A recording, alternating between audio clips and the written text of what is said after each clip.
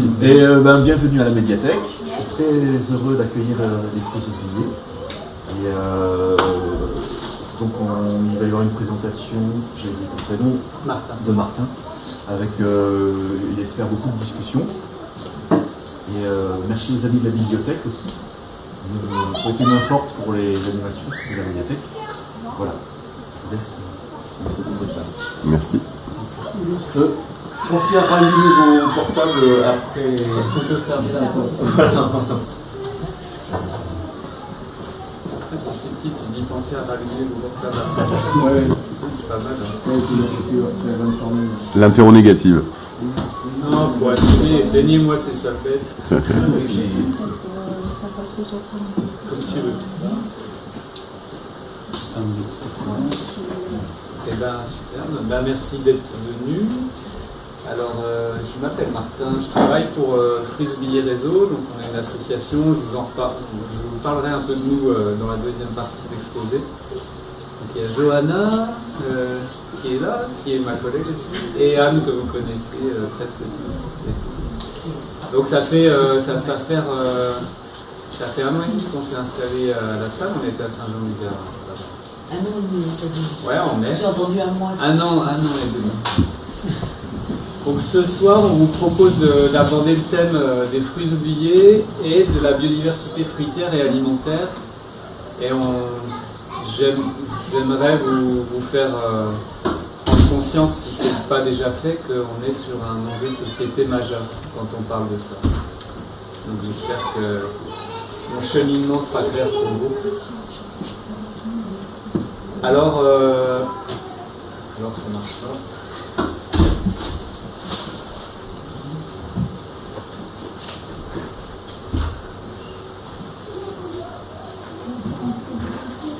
Voilà.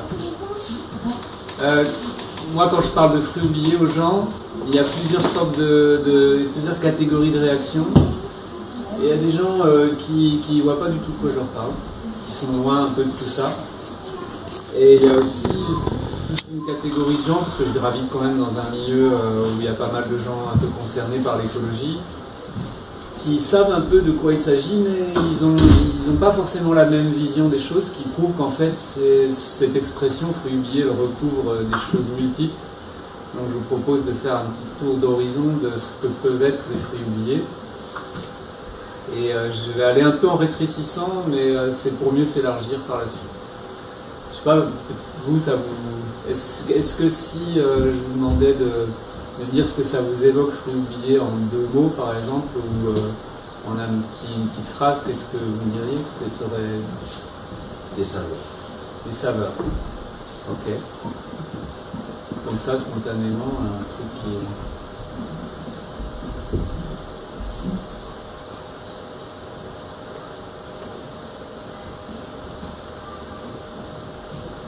Standardisation et comment on oublie la diversité. Ok. Dans tous les domaines, enfin là c'est dans les fruits. On va voir après, on va sortir de... Oui, des variétés anciennes oubliées qui existaient par exemple au début du XXe siècle et qui ont été enfouies par le catalogue créé par Pétain.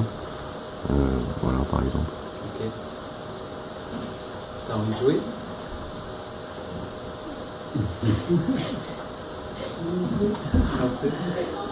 Moi juste la diversité, oui, en truc principal. Bon, ben c'est pas mal. Moi je vais aller dans une démarche un peu logique, hein. Je vais partir des espèces.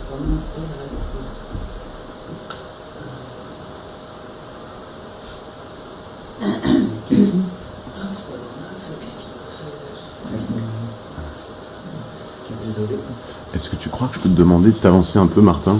Comme ça, je peux avoir l'écran et toi. Sinon, j'ai pas trop les deux, quoi. Ça serait super. Merci. Là, ça va? Ouais, c'est nickel. Okay. Merci. Bon, vous savez ce que c'est? Oui. Ok. Donc, il y a dans les fruits oubliés, il y a des espèces. Une espèce, c'est un prunier, un pommier, un pêcher. Voilà. Voilà, c'est un niveau dans la classification des végétaux, c'est un niveau très important et souvent on l'a défini comme entre deux espèces, il n'y a pas possibilité de croisement, mais c'est plus qu'on la vie est coquine et c'est bien plus compliqué que ça. Mais en gros, c'est un peu ça. Donc on a dans les fruits oubliés, on a des espèces qui sont complètement oubliées ou négligées. Alors il y a des endroits où les gens ne connaissent pas du tout et il y a des endroits où ils connaissent mais ils ne savent pas quoi en faire. Donc là avec ces magnifiques arbres qui va être bientôt, ils commencent à se rapprocher de cet état-là, à cette saison. En l'occurrence là le plaque minier du Japon. Donc on aime bien compliquer les choses. L'arbre qui fait les kakis, au lieu de l'appeler le kakinier, on l'appelle le plaque minier. L'arbre qui fait les kiwis, au lieu de l'appeler le kiwier, on l'appelle l'actinier. C'est pour ça que moi, ma fille a proposé qu'on appelle la tomate le tomatier. Je trouve que c'est très logique. Voilà. Qu'est-ce qui se passe avec cet arbre? Donc déjà, c'est un arbre d'introduction assez récente par rapport à d'autres espèces fruitières. Il a été introduit courant 18e ici, en Europe, et en France encore un peu plus tard. Et ça explique quand même que les gens ne savent pas trop l'utiliser et il n'est pas intégré à la culture comme peut l'être un fruit comme la pomme, qui est présent depuis bien plus longtemps. Bon voilà, néanmoins, c'est un fruit qui a bien des qualités. Alors il y a un certain nombre de gens qui n'aiment pas sa texture, un petit peu gluante, un peu gélatineuse. Il y en a d'autres qui sont tombés sur des variétés astringentes parce qu'il y a plusieurs sortes de variétés. Donc déjà, il faut qu'elles aient une certaine maturité. Ne croquez jamais un kaki qui n'est pas bien rouge, bien mûr, voire un peu mou. Mais il y a quand même des variétés qui peuvent se manger avant, qui se mangent dures, mais elles ne sont pas trop par chez nous. Enfin, on en trouve moins. Et surtout, voilà, goûter avant, parce que goûter un kaki pas mûr, ça peut donner envie aux gens de ne jamais en goûter de leur vie. Voilà, ça c'en est que j'ai trouvé entre Nîmes et Alès. Pas très grosse variété pour le coup, mais avec la peau un peu astringente. Donc il y en a même à maturité, la peau reste un petit peu astringente. Donc ceux qui sont sensibles à ça, à l'astringence, vous voyez ce que c'est comme sensation dans la bouche, et ça fait vraiment, ça donne envie de se rincer la bouche, quoi. C'est un peu farineux, un peu râpé selon les gens. Il faut les coller alors. Oui. Ceux-là, si tu n'es pas sensible à l'astringente, cette variété, ce cultivar là ou cette variété que l'on appelle, ça dépend des gens. Moi, je mange la peau, j'aime bien, quand c'est léger, l'astringence, j'aime bien. Il y a des gens qui peuvent pas. Voilà, c'est le même. Donc moi, je trouve que c'est un fruit vraiment magnifique. Alors, comme pour plein de fruits, il y a comme pour chaque espèce fruitière, il y a plein de sortes. Donc là, c'est à la fête du conservateur d'Aquitaine, on avait apporté un petit échantillon des variétés de plaque minier, donc on voit qu'il y a plein de tailles, plein de saveurs évidemment. On peut les utiliser, les gens ne savent pas forcément les utiliser, donc ils savent pas. Déjà, ils n'aiment pas forcément le goût à croquer, et puis ensuite, ils ne savent pas qu'on peut en faire autre chose. On peut par exemple faire sécher, faire une sorte de pâte, c'est assez simple, hein. Il suffit d'étaler la pulpe de la déshydrater et on fait de la pâte de kaki, et je vous assure que c'est très, très surprenant, ça relève, la saveur se relève, l'astringence, s'il y avait un petit peu d'astringence, elle disparaît quasiment. Je vous recommande d'essayer ça. On peut même les faire sécher entiers. Là voilà, ils brunissent beaucoup, mais donc c'est des variétés, il faut arriver, la personne qui faisait ça, là, elle les pèle, et après elle les suspend, donc c'est des variétés quand même qui sont encore un petit peu fermes. Elle arrive à les faire sécher sur son radiateur, c'est une dame qui avait explosé. Et je peux vous dire que dans la boîte là-haut, il n'y avait plus rien assez rapidement, hein, quand les gens sont... Voilà une espèce fruitière qui mériterait d'être plus diffusée. Alors aujourd'hui dans le commerce on trouve des kakis durs, des kakis pommes on appelle ça, qui sont très différents. Ça peut être très bon, ça peut être vraiment excellent, et ça a besoin de beaucoup de chaleur pour donner toute sa saveur. Bon, moi comme la plupart des fruits du commerce qui sont cueillis, ce qu'on appelle la maturité commerciale, je trouve que c'est pas bon, personnellement. Alors oui, juste un détail aussi par rapport à l'utilisation, vous pouvez les ramasser dès qu'ils virent de couleur pour la plupart des cultivars et ils vont continuer à mûrir. Vous pouvez réguler la maturité parce que si vous attendez, si vous les laissez tous sur l'arbre, il y en a quelques-uns qui vont arriver à maturité avant, mais le gros de la troupe va arriver à maturité tout d'un coup et vous vous retrouvez avec 150 kg de kaki à gérer, ça vous demande de savoir gérer ça. Et puis, ou de faire beaucoup de pâtes, ou de faire une monodiète de kaki pendant 15 jours avec toute la famille. Mais donc, si vous les cueillez avant maturité, quand ils commencent à virer, vous les mettez une seule couche sur les cagettes, vous les mettez bien au frais, puis après, au fur et à mesure, ceux que vous voulez manger, vous les sortez au chaud et ils vont mûrir très rapidement, en 3-4 jours. En voilà une que tout le monde connaît, mais nous, on la considère quand même comme oublié parce que déjà on verra après il y a plein de sortes et qu'on ne connaît pas toute l'étendue des sortes, mais même au-delà de cet aspect que je développerai après, c'est typiquement le fruit négligé. Il y en a partout et les gens ne se laissent même pas pour les ramasser. Alors pourquoi et après les gens vont en acheter dans les magasins. Donc c'est ça, c'est cher. C'est cher et encore une fois c'est pas bon parce que on ne peut pas garder une figue mûre dans un circuit de distribution quand elle est à sa pleine maturité, c'est dans la journée qu'il faudra manger. Donc ça c'est une figue que j'ai retrouvée entre Alès et Uzès, c'est une variété qui est assez peu connue sur le Gard et qui fait des grosses figues comme ça, avec un goût très acidulé de fruits rouges, donc quand elle est bien mûre c'est très sucré aussi, super figue. Moi j'en fais du coulis, et bon je les mange fraîches mais comme il y en a beaucoup, j'en fais du coulis et que je congèle et après je décongèle des petits pots de coulis, ça c'est le bonheur. Il s'appelle comment les biens? Et ben pour l'instant on n'a pas mis de nom sur cette variété, elle ressemble à d'autres variétés mais là on est en train de voir avec le centre de pomologie à l'Est dont je parlerai un peu plus tard. Après, mettre un nom c'est bien, mais c'est surtout connaître les caractéristiques le plus important. Mais il faut trouver un plan, par exemple, à la journée de l'arbre. Là, pour l'instant, non. Tu pourras peut-être trouver quelque chose qui ressemble un peu, mais celui-là, voilà, moi je suis en train d'en faire des boutures et après, je vous parlerai des pépiniéristes après, qui ont un rôle crucial dans nos petites histoires. Ça, c'est une autre, c'est la grise de la Saint-Jean qui est beaucoup plus répandue. Donc ça c'est un arbre, elles viennent d'un arbre qui est en face de chez moi et j'en ai ramassé sans problème une trentaine de kilos avec l'accord des voisins et elle tombe, elle est déjà sèche comme là, il n'y a plus qu'un jour, vous la mettez un jour au soleil sur un endroit bien exposé au soleil et ensuite vous pouvez la mettre en bocaux, elle se garde tout l'hiver et c'est délicieux pour qui aime les figues. Donc après, dans cette diversité-là, c'est un tout petit panel des figues que moi j'ai glané autour de chez moi à l'Est, j'habite à l'Est. Déjà là, vous avez une diversité de saveurs vraiment importante. Donc là, il y a 3 variétés. Donc ça, c'est toute celle-là, c'est la grise de la Saint-Jean. Ça, c'est une figue violette qui sèche aussi assez bien sur l'arbre et qui est plus grosse. Et ça, c'est une autre figue blanche on voit qu'elle est plate. Naturellement, déjà, elle est assez plate et après, elle s'écrase très bien au séchage. Donc elles ont des saveurs différentes. Il y a des gens qui aiment beaucoup plus une de ces variétés-là que les autres. Ça c'est une autre variété qui s'appelle Dalmatie, qui fait des très grosses figues allongées comme ça, assez aqueuses. Moi par exemple c'est un cultivar que j'aime pas beaucoup.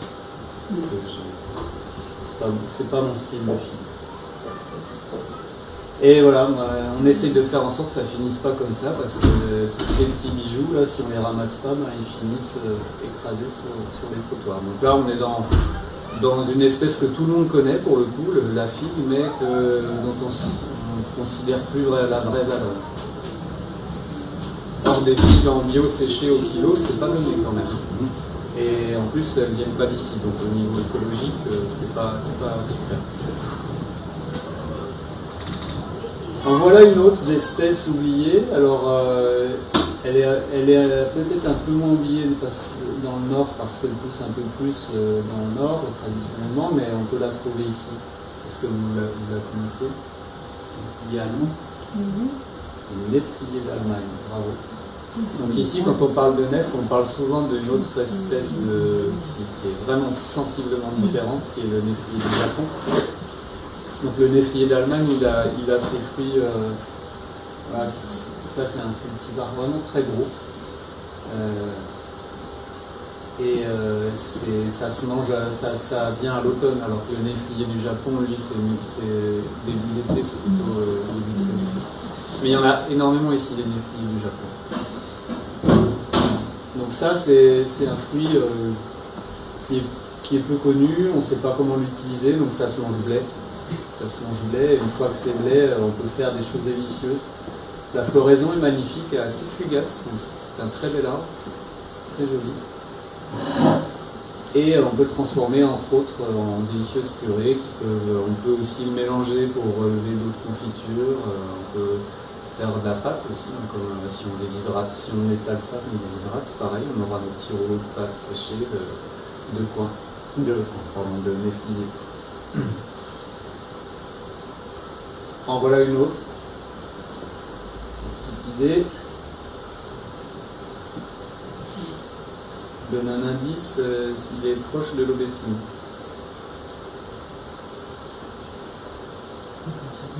Alors, en fait, c'est un cousin de l'aubépine.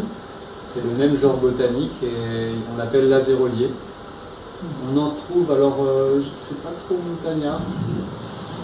J'en vois plus en plaine. Là. Il y en a des très très beaux sur un chemin près d'Alès. Je pense qu'ils vont bientôt se faire dézinguer parce que la route est très très étroite et ils sont juste au bord de la route. Et ils sont, je sais pas quel âge ils ont, mais ils sont très très vieux.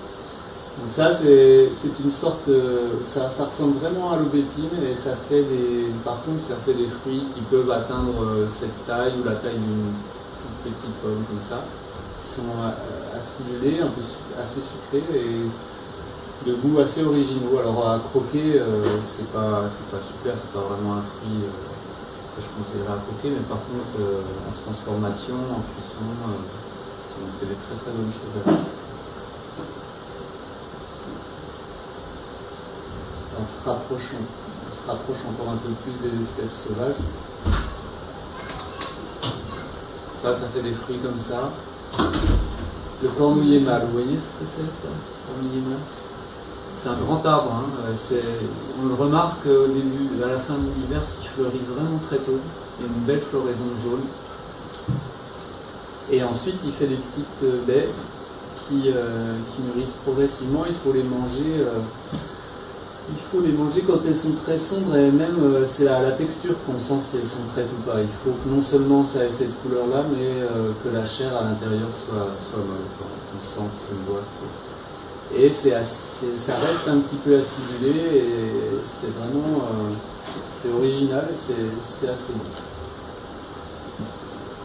J'en ai goûté, il y en a qui les font au vinaigre, en pickles comme ça. J'en ai goûté comme ça, c'est très bon. Alors il y a aussi des cultivars différents de cette espèce. Bon, ensuite il y a des espèces vraiment sauvages qui peuvent être cultivées, mais on trouve dans leur biotope comme la myrtille et bien sûr tous les fruits, les différentes espèces de ronces qui sont quand même une ressource alimentaire pour la faune sauvage très importante. Mais on devrait bien manger du sauvage aussi parce que le sauvage il a des propriétés que les fruits cultivés n'ont pas et on ferait bien de remanger du sauvage. Donc voilà, là on est toujours au niveau des espèces. Alors là, on est sur des espèces qui sont vraiment pas là depuis longtemps, voire qui sont encore quasiment pas là. Il y a des gens qui en parlaient tout à l'heure. Ça c'est une espèce originaire d'Amérique du Nord. C'est un vrai fruit oublié de l'Amérique du Nord pour le coup, parce que ça fait partie de leur flore locale et plus personne n'en mange là-bas. Ça produit c'est un très bel arbre. Vous voyez ce port pyramidal là, c'est assez typique quand les arbres deviennent grands, avec un feuillage tombant qui prend des magnifiques couleurs à l'automne. C'est vraiment un très bel arbre pour moi, très beau.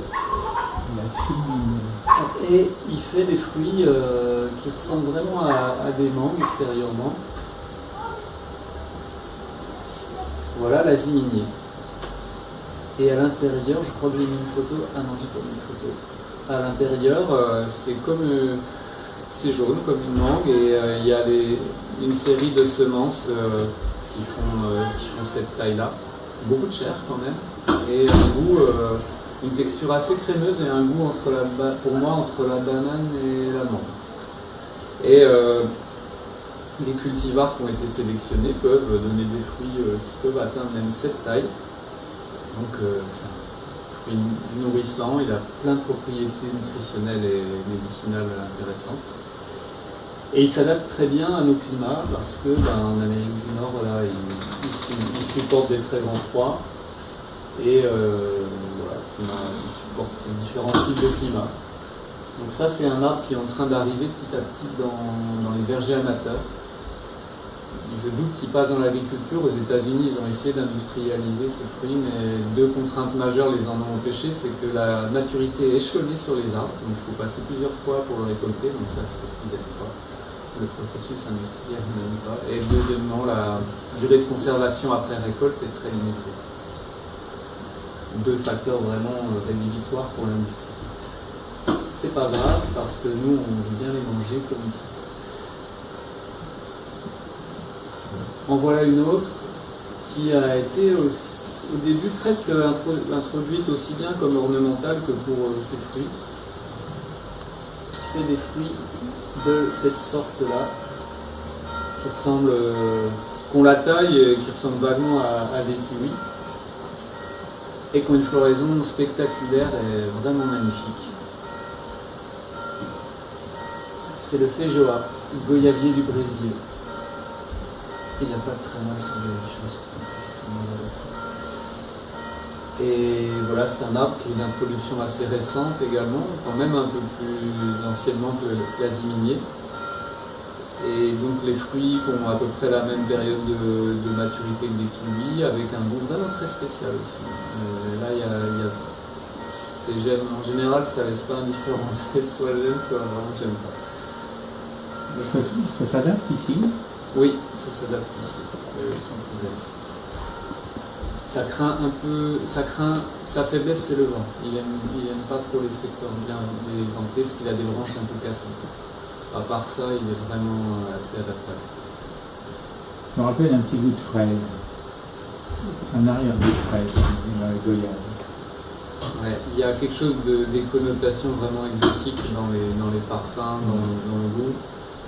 Et voilà, il y a des gens qui n'aiment pas trop, mais il y a beaucoup d'amateurs. Voilà, là on était un peu sur les espèces, alors des espèces qui sont arrivées il n'y a pas très longtemps, des espèces carrément nouvelles, les sauvages dont on perd un peu la connaissance parce qu'on perd notre lien sauvage. Là on est à l'échelle de l'espèce.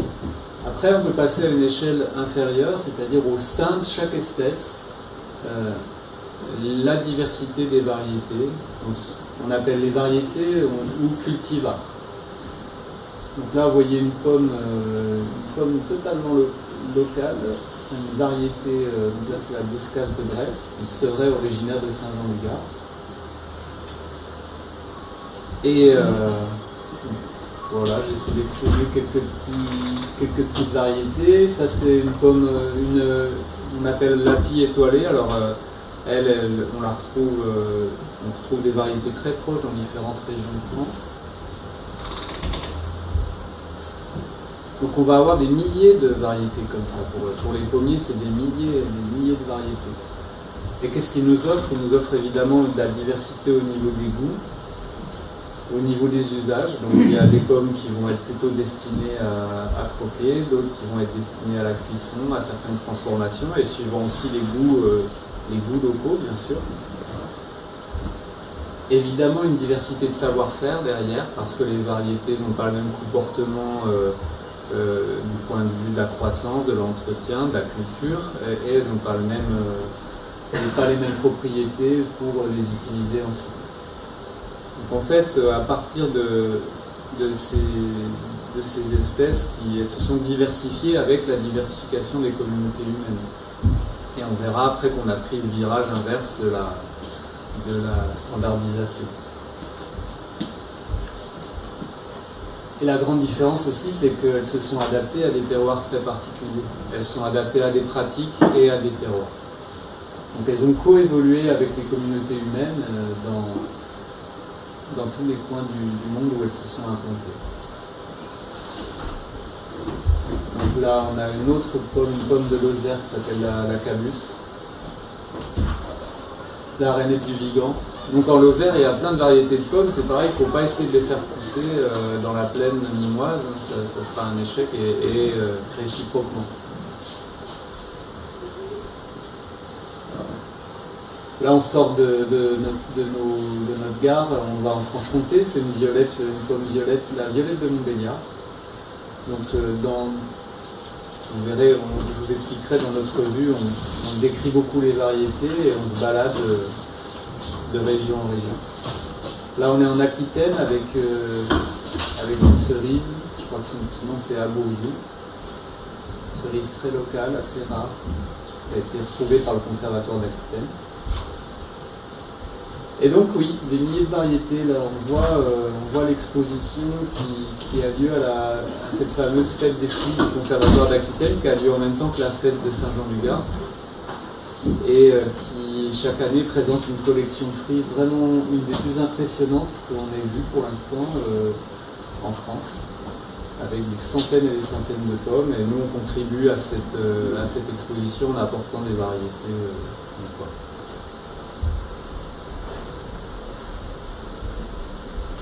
Maintenant, on est passé de l'espèce à la multitude des variétés au sein de chaque espèce, et on va encore passer à un stade inférieur de diversité. Donc là, ça ne va plus être les fruits oubliés, c'est un niveau de diversité au sein d'un même cultivar, d'une même variété. Donc là, on est sur une vigne, je ne me souviens plus du cépage, mais ce n'est pas important. Ce qui est important, c'est que tous ces pieds de vigne, c'est des clones. Ils sont issus du même pied mère.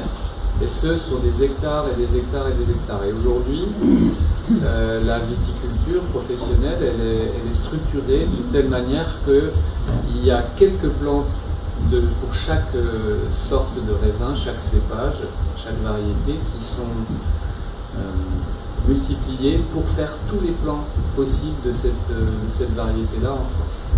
Donc, on est sur une diversité génétique, une variabilité génétique extrêmement faible. C'est comme si on faisait de la consanguinité pour faire un parallèle qui nous parle à nous humains. Bon là en plus on est sur de la culture avec on a une petite idée de ce qui se passe ou plutôt de ce qui se passe plus dans le sol. Et ça c'est encore un autre débat. Et là on est dans alors les photos elles ont des similitudes, on voit des trucs en rangée sur une parcelle, sauf que là l'immense différence c'est que ici on est chez des gens qui ont voulu régénérer la diversité des amandiers. Donc eux ils sont allés chercher des variétés d'amandiers dans le monde entier, ils ont mis ça dans un verger, ils ont laissé tous polliniser au hasard, ils ont pris des amandes qui en résultaient, donc issues de fécondation non contrôlée, et ils ont semé des milliers d'amandes dans des nouveaux champs pour dire, voilà, nous on rebrasse tous les gènes, les amandes, toutes les variétés, parce que même les variétés anciennes, des fois, elles sont fatiguées, elles manquent de diversité, parce qu'on les a reproduites de plus en plus par greffage et non pas par semis. Et ils ont replanté ça, et là on est sur des jeunes amandiers qui sont issus d'un brassage génétique important grâce à la reproduction sexuelle. Et là, on n'a pas du tout de consanguinité. Ça devait être barré, mais c'est pas barré. On n'en a pas. Donc, pour nous, ce qui nous semble une des erreurs majeures, ça a été pour les fruits particulièrement, de chanter la reproduction sexuelle. Même pour les espèces, il y a des espèces qui se reproduisent plus ou moins fidèlement. Si on sème un noyau, si on sème, on n'est pas sûr d'avoir la même chose déjà, on n'aura pas exactement la même chose, mais sur une pomme, on est presque sûr qu'il y aura, dans un certain nombre de cas, on n'aura pas du tout la variété qu'on voulait. Pour une amande, une pêche, un abricot, on a plus de chances d'avoir quelque chose proche de la variété. En tout cas, il y a eu un moment, un tournant où on a voulu vraiment répandre des mêmes variétés, on a utilisé le greffage. Et le greffage, c'est intéressant parce qu'en effet, on conserve vraiment les caractéristiques de la variété, mais ça a l'inconvénient de ne pas rebrasser les gènes. Donc, nous, on fait partie de ceux qui pensent qu'on est allé trop loin dans cette chose-là et qu'il faut revenir un peu à la reproduction sexuée de temps en temps. Donc ces échelles de diversité, pour les résumer, il y a la diversité des espèces, donc très facilement visible parce qu'elles ont des différences très marquées. Il y a la diversité des cultivars, là on voit tous les niveaux, c'est au minimum des dizaines de cultivars et au maximum des milliers. Là pour les noix de coco, on avait fait un article sur la noix de coco, le cocotier c'est des centaines de cultivars. Et la diversité invisible au niveau du génome, qui est très important.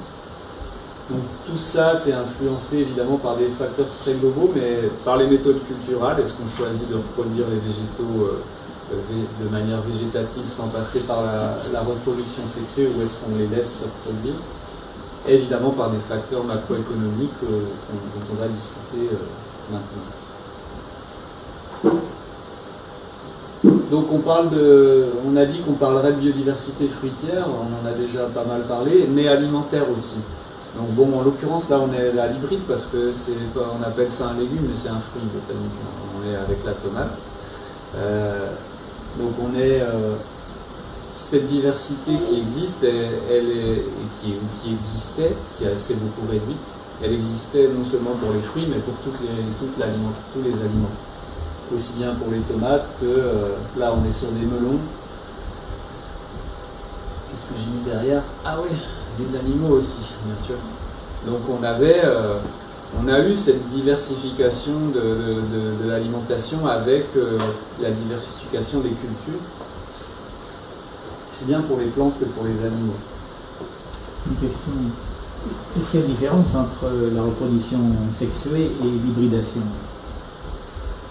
Alors, l'hybridation, c'est une forme de reproduction, c'est le produit de la reproduction sexuée. Alors, quand on parle d'un hybride, entre variétés différentes. Entre variétés différentes, on peut parler d'hybride aussi entre espèces différentes, parce qu'il y a des familles, par exemple des familles botaniques dans lesquelles les espèces se croisent facilement, par exemple les agrumes. Donc là, on a beaucoup d'hybrides entre ce qu'on a classé comme des espèces différentes. Les menthes aussi, très facilement. Voilà. Et par contre, on fait souvent la confusion entre hybride et hybride fin. Et on fait souvent la confusion entre hybride fin et hybride stérile. Donc quand on appelle un hybride fin, on en a beaucoup entendu parler avec un naïf de Monsanto, là.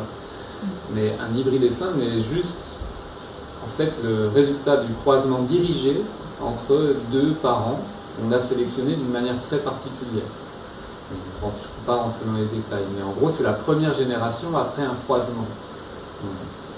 Et ce qui est embêtant, c'est pas que ça va être stérile. Normalement, c'est pas stérile. Tu peux ressemer des graines, par exemple, de deux variétés de melons que tu les as croisées, tu ressèmes les graines. Mais les lois de la génétique font que dans la première génération, il y a ségrégation des caractères génétiques, et du coup, on n'aura qu'une petite partie de ce que tu vas ressemer qui sera fidèle au type parental. Et le reste, ça sera différent. Donc, quand vous achetez des graines industrielles, vous achetez des graines industrielles potagères par exemple et qui a marqué F1, ça veut juste dire ça. Et la stérilité, c'est parce que ce fameux maïs de Monsanto, là, le 810, je sais pas comment il s'appelait, il avait appelé Terminator parce qu'ils avaient intégré un facteur qui l'empêchait de se reproduire. Donc là, il était stérile, mais la majeure partie des hybrides ne sont pas stériles. Donc cette diversité, elle est là pour tout. Donc on a vu que c'est un patrimoine. Nous on considère que c'est un patrimoine, au même titre que le patrimoine bâti, c'est quelque chose qui a coévolué avec nous depuis des millénaires et c'est un patrimoine biologique et culturel avec toutes les traditions et savoir-faire associés. Et on s'y intéresse évidemment pour une autre raison, parce qu'on est convaincu que toute cette biodiversité, c'est avec ça qu'on peut faire une agriculture saine, c'est avec ça qu'on peut faire de la vraie bio et une agriculture qui respecte l'environnement. Et c'est aussi avec ça qu'on aura une nourriture diversifiée. Aujourd'hui, on a accès à beaucoup de choses, mais à quel prix? Et puis, malgré tout, on a accès à une qualité de nourriture qui d'après les études, est quand même en diminution par rapport à ce qu'elle était avant. Donc ça, c'est pour ça qu'on s'intéresse, nous, c'est vrai qu'au départ, l'association s'intéressait beaucoup aux fruits, mais plus on avance, plus on a envie d'élargir le propos, parce que ce dont on parle pour les fruits est valable globalement pour tout le reste. Et donc tout ça, on s'y intéresse aussi parce qu'on s'est rendu compte que c'était en danger. Bon, les premiers qui se sont rendus compte de ça, c'est il y a longtemps, je n'étais pas né, et même vous non plus, mais voilà, aujourd'hui on sait ça. On sait qu'on a perdu plus de ça, 75% de cette biodiversité, toutes échelles confondues, espèces, variétés, niveau génétique, mais là on parle surtout espèces-variétés. Donc c'est très alarmant, sans parler qu'à l'intérieur de cette biodiversité disparue, il y a une réduction génétique. Donc il y a un double entonnoir. Et ça, il ne faut pas se leurrer, ça vient de l'industrialisation du monde. L'industrialisation du monde ayant pour origine en fait une évolution de la pensée de l'homme et de son rapport à la nature. Et c'est assez récent en fait. Il y a un historien des sciences qui fait un travail vraiment extra sur ce sujet-là, qui s'appelle Christophe Bonneuil. Je vous suggère de regarder sur internet, il y a pas mal de conférences en ligne. Son travail, lui, ça a été de décrypter ce qui s'est passé dans la pensée qui a fait qu'on a changé notre vision de la nature et qu'on est passé de quelque chose d'un lien plus intime à quelque chose de plus détaché et beaucoup plus calculateur et finalement capitaliste. Prédateur. Bon, ça, on ne va pas développer plus, je pense qu'on commence à être un peu au courant. Ce qui est important, c'est qu'une des conséquences, c'est que en plus les plantes qui restent et les animaux qui restent, du fait de ces méthodes de sélection et du fait qu'on ait beaucoup moins de diversité génétique, qui sont peu résistants, et qu'en plus on a des environnements de culture qui sont pas bons parce qu'ils sont déjà pollués, et qui sont tellement appauvris qu'ils en deviennent extrêmement propices aux maladies. En gros, on cultive des trucs faibles dans des environnements qui apportent de la maladie. Donc on fait vraiment tout à l'envers. Par contre, du coup, il y a des gens qui sont taxés d'alarmistes quand ils disent qu'on est vraiment au bord du gouffre, mais dans le domaine des fruitiers, nous on voit les maladies progresser, on voit les nouvelles maladies arriver, on voit les arboriculteurs qui de plus en plus ont du mal à vraiment produire. Du coup, moi personnellement, je pense vraiment on en est au point où la ressource alimentaire est en danger. Il y avait des calculs qui avaient été faits pour savoir combien de jours on disposait de stocks en fait de nourriture. Et les flux sont tellement énormes qu'en fait les stocks sont vraiment très faibles. Et on a une très faible marge de manœuvre. Donc c'est vraiment compliqué. Et ces variétés industrielles qui dominent aujourd'hui le monde, quand ça commence à vraiment chauffer ou dérégler, par exemple au niveau climatique, elles s'écroulent. Alors que les variétés traditionnelles paysannes, elles résistent beaucoup mieux et du coup elles gardent un niveau de production plus bas. Alors à niveau optimum, sous perfusion et tout, les variétés industrielles, oui, en termes de productivité, elles vont être supérieures, mais dès que ça se corse un peu, elles vont s'écrouler, tandis que la paysanne, elle va redescendre, mais beaucoup moins. Donc c'est en danger. C'est pour ça qu'il y a des gens qui ont tiré la sonnette d'alarme, désolé, et qui se sont dit, il faut sauvegarder ça. Comment on sauvegarde ça? Ça semble être un vaste programme, on voit que ça disparaît de partout et qu'on n'est pas dans le bon sens. Donc la démarche globale, je vous la décris. Déjà, il faut savoir ce qu'on a, donc on inventorie, donc c'est des gens, ils ont couru des campagnes, ils ont discuté entre agriculteurs, ils sont allés, ils ont écumé les campagnes, et dès qu'ils voyaient une variété fruitière ou autre intéressante, ils allaient voir, ils allaient questionner, donc c'est un énorme travail d'enquête, d'inventaire et après évidemment de collecte. Donc collecte soit de semences pour les végétaux qui se reproduisent par la semence, soit de beaucoup de greffons ou d'autres parties reproductives pour les plantes. Ensuite, soit les variétés étaient déjà connues et une fois qu'on l'avait identifié, on savait déjà quelles étaient ses propriétés, soit on fait un travail plus poussé de l'observer en la cultivant pour vraiment la caractériser finement. Ça, c'est du travail que font souvent les conservatoires. Donc, on parlera vite fait des conservatoires, de leur intérêt. Une fois qu'on l'a collecté et qu'on sait à peu près qu'on est sûr de ce que c'est, il faut la multiplier. Si on veut sauver, il faut la multiplier. Donc ça se passe de différentes façons. Et ensuite, il faut la diffuser. Parce que tout concentré dans des endroits, le paroxysme, c'est cette fameuse banque de semences mondiale qu'ils ont créée dans le Groenland, au Spitsberg, là, et c'est un modèle de conservation extrêmement fragile. En fait, en plus, là, ils ont eu des inondations récemment parce qu'il y avait eu des fonds de glace et ils ont eu la honte parce que leur soi-disant truc totalement inviolable et tout, il y avait plein de fautes dedans. Donc il ne faut pas faire ça, ça a un intérêt, mais ça ne suffit pas du tout. Donc ensuite, il faut recommencer à sélectionner des plantes et des animaux qui résistent, ça c'est sûr. Et en même temps, il faut améliorer les méthodes de culture parce que n'importe quel végétal, si on le cultive mal dans un environnement propice aux maladies, à terme, il sera malade. Il sera malade et il ne résistera pas à la pression de maladie. C'est pas être malade ou pas être malade, c'est une histoire plutôt de résistance à un environnement dans lequel se promènent forcément des maladies et des prédateurs. Donc il faut améliorer ces environnements de culture en parallèle des méthodes de culture. Et le dernier point, où là vraiment ça se porte, c'est qu'il faut améliorer le contexte. Et pour améliorer le contexte, c'est quoi? C'est le cadre réglementaire, le cadre économique. Il faut faire en sorte qu'on puisse développer ces nouveaux environnements de culture, qu'on puisse travailler avec des variétés paysannes. Et aujourd'hui, c'est encore assez compliqué. Mais je n'aurai pas le temps de vous expliquer en détail. Ce sera une prochaine conférence. Donc, si on parle plutôt en termes de d'acteurs, de type d'acteurs, j'ai mis les agriculteurs en premier, parce que c'est vrai que c'est vraiment les acteurs majeurs, surtout que jusqu'à il n'y a pas si longtemps, on était tous plus ou moins agriculteurs.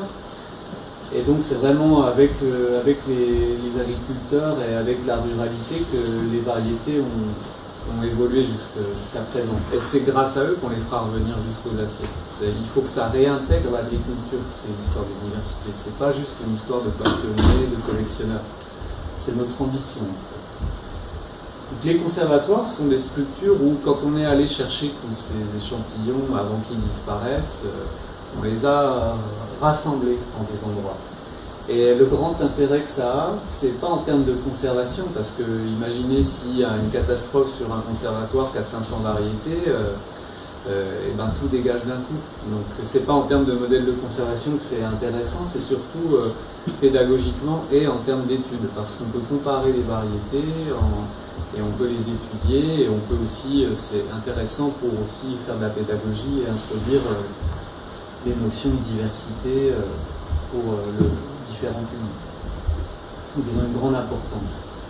Les pépiniéristes, eux, sont des professionnels qui sont spécialisés dans la multiplication des végétaux et la diffusion. On aurait pu mettre sélectionneurs aussi, parce qu'il y a pour les animaux. Mais eux, c'est un maillon très important de la chaîne parce qu'ils font le lien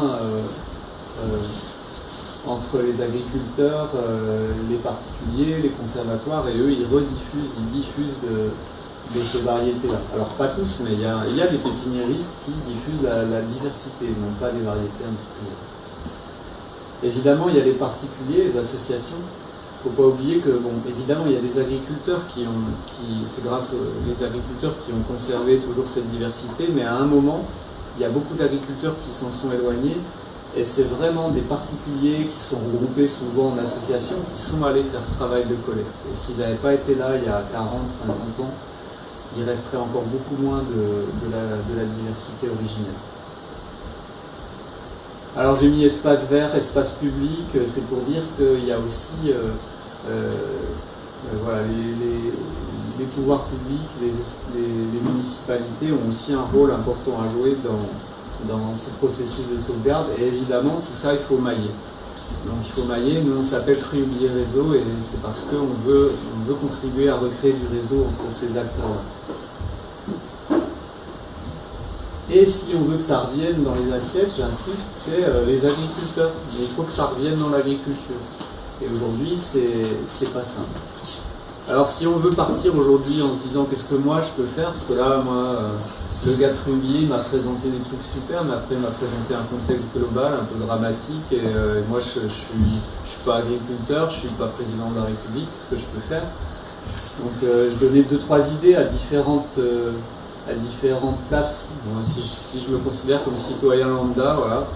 Bah, déjà, par les choix alimentaires, on favorise un courant d'agriculture qui existe déjà, qui utilise ces variétés-là, qui utilise la biodiversité de manière globale, qui n'utilise pas de produits de synthèse et qui fait en sorte de ne pas polluer. Rien que par les choix alimentaires, je peux agir. De manière plus proche du sujet, je peux moi-même devenir acteur en essayant de planter un arbre, de cultiver des légumes et de préserver une variété ou plusieurs variétés qui sont en voie d'extinction. Ça demande du savoir-faire par contre. Donc tout le monde ne l'a pas vu qu'on s'est complètement déraciné. Et donc ça demande d'être accompagné pour un certain nombre de gens, mais ça peut. Et après, ben, il y a les faire pression sur les élus, ceux qui sont un peu plus aux manettes, pour leur parler de ces histoires-là, les sensibiliser. Si je suis agriculteur, moi aussi je peux en planter, puis je peux en planter plus en plus. Donc si je peux vraiment avoir un rôle de rediffusion, la difficulté c'est que j'ai un modèle économique, c'est mon métier, donc je ne peux pas prendre autant de risques qu'un citoyen, qu'un jardinier qui... Ben voilà, s'il se plante sur ses tomates, il n'aura pas de tomates. Si l'agriculteur il se plante sur ses cultures, il n'a pas de salaire. Déjà qu'il a un salaire misérable, en général. Je peux donc quand même planter ces arbres et privilégier des variétés anciennes ou menacées. D'ailleurs, ça peut être une très bonne idée, parce qu'elles peuvent être très résistantes aux maladies. Et il faut que je fasse évoluer mes pratiques. Donc je peux aussi me former. Maintenant, il y a beaucoup de... Tous les nouveaux courants, les nouvelles approches de l'agriculture sont assez faciles si on veut, à aborder. En tant qu'élu, parce que des fois on a des petits mandats et tout, bah là on peut contribuer à faire évoluer les politiques dans un sens meilleur que celui qu'elles ont pris ces dernières décennies. Et un truc très important, un exemple très concret, on peut favoriser l'installation d'agriculteurs, de jeunes agriculteurs écolos, parce qu'il y a vraiment un mouvement de retour à la terre avec des nouvelles générations qui sont dans cette volonté de cultiver comme proprement. Et le gros frein, c'est l'accès à la terre. Voilà, alors nous, on est dans tout ce petit truc-là, et qu'est-ce qu'on fait? Donc on contribue à la sauvegarde. Même au départ, l'association Fruits Oubliés, c'était des gens qui collectaient des variétés dans les campagnes. Le début de l'aventure, c'était vraiment ça, c'était de la collecte et de la préservation dans les Cévennes. Bon, on a une ambition supplémentaire, c'est donc de la faire revenir, de la redéployer. Sauvegarder, c'est juste le début, puis après, il faut redéployer. Donc nous, on s'est concentré ces dernières années. Il y a des autres associations qui sont créées pour les actions de terrain. Nous, on s'est concentré sur la communication et le travail en réseau. Donc on fait des publications, on organise des manifestations, des rencontres comme ce soir, et on fait vivre ces réseaux d'acteurs qui sont là pour engager pour la sauvegarde et le retour de cette biodiversité dans l'alimentation. Donc on participe à leur travail, on les aide à se rencontrer, à sortir la tête du guidon, à s'inspirer les uns les autres, à échanger leurs expériences. Parce que souvent les gens sont trop dans leurs projets et et ils patinent en parallèle, alors que s'ils se tenaient la main, ils avanceraient plus vite. Et on fait ce qu'on appelle du plaidoyer aussi, c'est qu'on fait notre part, on va voir les élus aussi, on va voir les décideurs et on leur dit, on essaie de leur faire comprendre ce qui devrait changer. Voilà, donc la revue, vous pourrez en regarder là après, elle a plus de 20 ans maintenant, bientôt 25 même à vrai dire. Donc sur les fruits, et là dernièrement on a décidé de commencer à élargir notre ligne éditoriale à autre chose que les fruits. Donc on pourra très bien parler légumes, voire céréales, les problématiques sont les mêmes. Donc évidemment on parle de variétés anciennes de manière assez précise, donc c'est la pomologie, c'est la description des variétés très, très précise au niveau de l'aspect et aussi des propriétés. On met beaucoup en avant ceux qui œuvrent pour ça, donc des portraits de personnes, des portraits d'initiatives, souvent beaucoup d'initiatives associatives, mais pas seulement, des agriculteurs qui s'engagent, des collectivités. On essaye au travers de ça de donner une vision claire de ce que sont les enjeux de la biodiversité, des fois des notions assez complexes qu'on essaye de rendre plus accessibles. Là, par exemple, un article sur l'intérêt de la reproduction sexuée, c'est vrai que c'est un peu technique, mais on essaye de le faire passer de manière simple. Et on aime bien manger, évidemment, vu qu'on est là dans l'alimentation, donc à chaque fois, on donne des recettes et quand on parle d'une espèce fruitière, on parle toujours de la façon de s'alimenter avec. Et aussi de ses propriétés aussi bien nutritionnelles que médicinales. Et souvent, on oublie que nos aliments les plus courants, ils ont tous des propriétés non seulement nutritionnelles, mais c'est vraiment ça peut être des médicaments, et surtout encore plus les plantes sauvages. Il y a des aspects un peu techniques, justement, donc pour transmettre un petit peu des bases du savoir-faire qui après ne peut se transmettre quand même véritablement que dans la pratique, mais ça donne quand même des bonnes idées, des bonnes bases. Voilà, c'est un peu tout ça. On a le catalogue, donc il y a 25 numéros. On a fait quand même beaucoup des fruits oubliés, donc tous ceux dont je vous ai parlé là, on les a abordés dans les revues et encore beaucoup d'autres. Donc on est au niveau des réseaux, on est très impliqué dans plusieurs réseaux. Donc au niveau régional, ça c'est le réseau éducation de l'environnement, donc on en fait partie et par exemple quand on fait un truc comme ce soir, ça s'intègre dans les actions régionales. Ça c'est l'union pomologique, c'est tous ceux qui s'intéressent aux fruits, mais plus dans une vision un petit peu traditionnelle, patrimoniale. Et là le réseau des semences paysannes, ça dépasse les fruits, c'est toute la biodiversité de l'alimentation.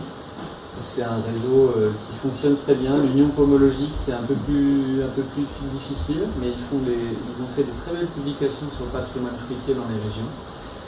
Et là, Réseau Semences Paysannes, c'est un travail très très complet avec maintenant il y a une centaine de structures qui sont adhérentes, donc soit des agriculteurs, des groupements d'agriculteurs, des assos.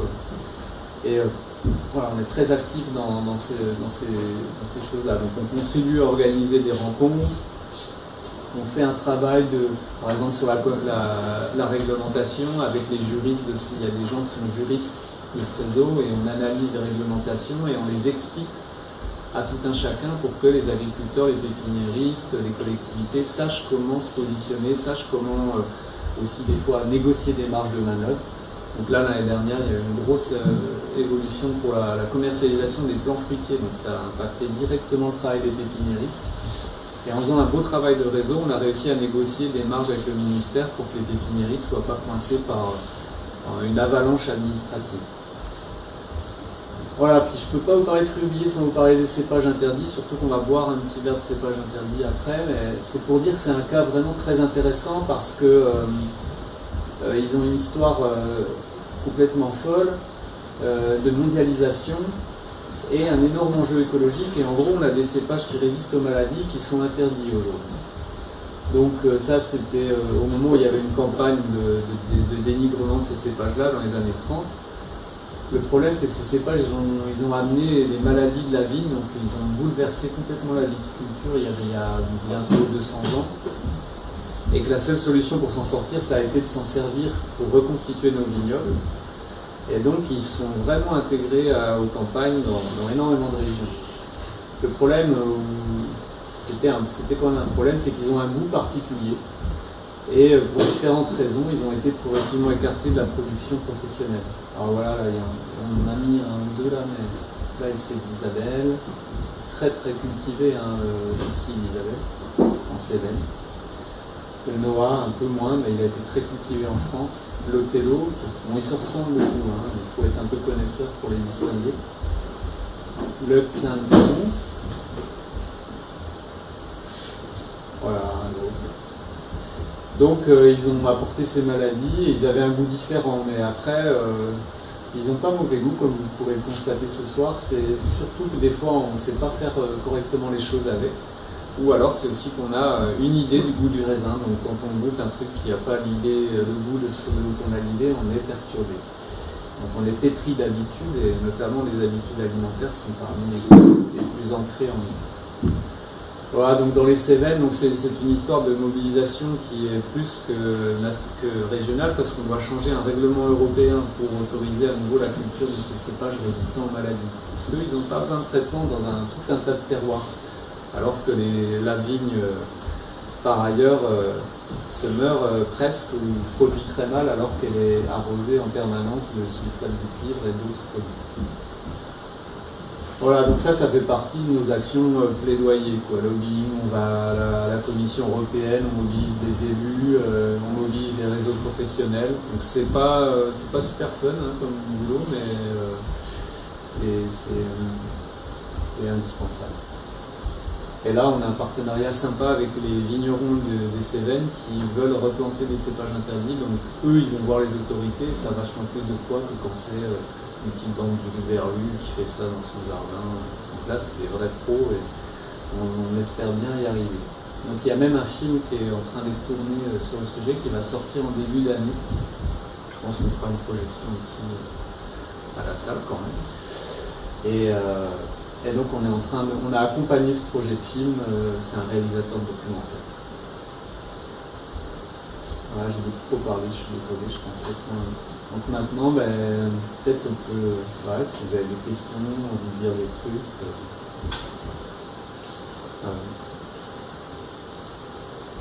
On va tenter de dans les cépages interdits. Quand on dit que c'était eux qui avaient amené la maladie, en fait c'est que des cépages américains. Alors au moment où ils ont amené la maladie, ils étaient déjà plus seulement américains, parce qu'en fait, quand on est allé coloniser l'Amérique du Nord, les colons, ils ont apporté leurs cépages. Ils avaient déjà l'habitude de boire le vin était très important. Ils ont apporté leurs raisins, ils ont voulu cultiver leurs raisins. Parce qu'ils ont vu qu'il y avait des vignes là-bas, mais ils ont trouvé le goût dégueulasse. Ça a vraiment un goût très différent. Ils n'ont pas aimé, et donc ils ont implanté leurs propres cépages, ils ont voulu faire leur vin. Ça crevait. Et donc ils ont commencé à les hybrider, à mamailler avec les variétés locales pour essayer d'arriver à les cultiver. Et ensuite, on a fait revenir des variétés, des fois on les croyait purement américaines, mais elles avaient déjà été croisées en fait avec la vigne européenne. Et donc ce qu'on a fait revenir, c'était déjà de l'hybride européano-américain. Et donc ça a en effet apporté, la vigne n'avait pas besoin d'être traitée en Europe avant, et à partir de ce moment-là, ça a commencé à être compliqué.